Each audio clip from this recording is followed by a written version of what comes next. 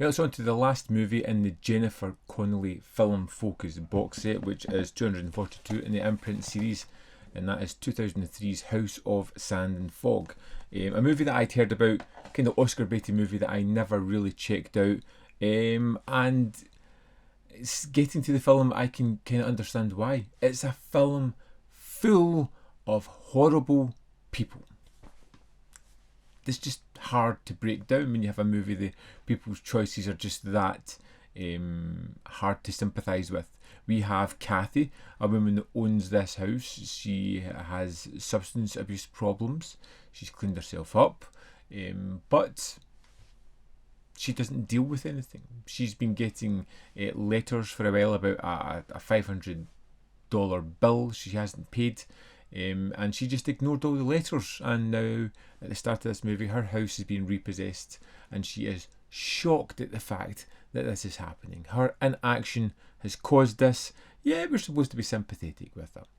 I even had it certified. And what about the follow-up mail?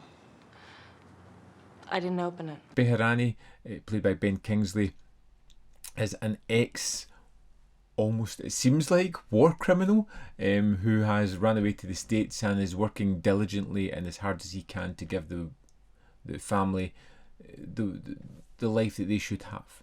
And he buys this house because it's such an absolute bargain of a price and starts to do it up. And this was where the main conflict comes for this Kathy.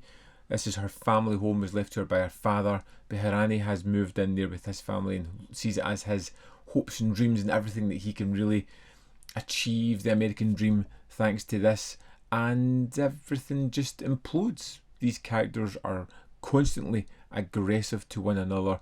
Come with me. Come with me. You can't expect to just move in here and make money off of this. Constantly antagonistic.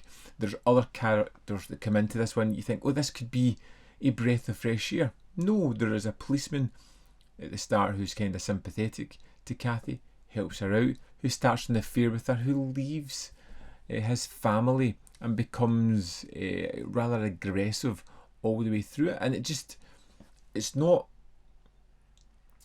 a film where there is anyone who is a genuinely nice character. Maybe Behrani's wife, who's kind of stuck in the middle here, but the main characters are all reprehensible, and that puts me on the back foot straight away. There's nobody to sympathise with. It's your fault that we are here. Yours and your Sabbath friend. There's no outcome where I want everyone to be happy. I'm looking at these people and I'm thinking they're all getting what they deserve here, because they're all looking for shortcuts, or due to their inaction are having the ramifications fall upon them. Jennifer Connelly is great. Ben Kingsley is great. The cinematography, the filmmaking is nice. It's done well. But it's the story and the characters and that wall that's built up in front of me, as I can't just sympathise with anyone, really does just put me off. The story kept my interest as I was wanting to see where it was going to go, but I ultimately knew that it was never going to be a happy win-win situation, and it becomes a little bit forced later on as certain things happen and transpire and escalate for the sake of causing a conflict and disappointing resolution later on. I think you can frighten me with your stupid deputy coming here telling lies. What do you think I am? Tell me that. Am I stupid? You think I'm stupid? It's not a fun-filled movie. It's not one you would chuck on and just be entertained with. Good performances, but that's about it. I don't envisage ever going back to House and Sand and Fog. It was interesting to watch somewhat, way better than Waking the Dead. Not as much fun as Career Opportunities, and kind of left me with a damp end to this Jennifer Connelly set. Let's dive into the disc and have a look at the extras. Here we are in the disc for House and Sand and Fog. Let's go to the special features. We have a commentary with Ben Kingsley, the director and the novelist.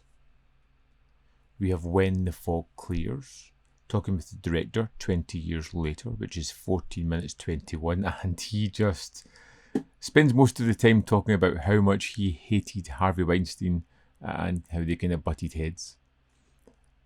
Next we have Building the House, editor on House of Sand and Fog, which is 20 minutes 54 seconds. She talks about how she got her career kind of started and how big an impact in working on the film The Warriors really helped her career, which was really interesting. Next up we have Finding Naddie, a conversation with the actress that plays Naddie in the film. This is 20 minutes 54, talking about her break, her kind of family life, how she moved into acting and how she got the role in the film. We have an archival behind the scenes featurette, which is 15 minutes 54 seconds. You have deleted scenes, which total 11 minutes 13 seconds, and the deleted scenes with commentary of the director. We have the audition footage of Shohreh Agachlu, who plays Naddie in the film, which is 6 minutes 7 seconds.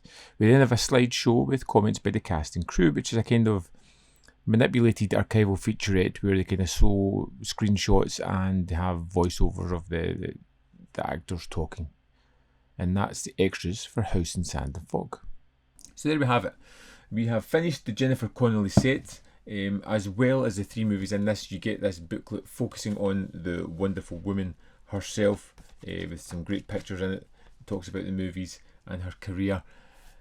It's interesting. I really enjoy these film focus sets. I think they're good for getting a snapshot of someone's career. The Gene Hackman one was wonderful. It just kind of showed you different aspects of his career in movies I'd never heard of. The Jennifer Connelly one was less so. Career Opportunities was definitely a great discovery. The other two, not so much in my liking. I can't wait to check out some more of these sets and see what they have to offer and see what other wonderful films I discover. But this set, overall, not the best. I would love to know your thoughts on House of Sand and Fog, whether you loved it, hated it, fell somewhere in the middle. Why? Let other people know your thoughts and have a second opinion on this film in the comment box below.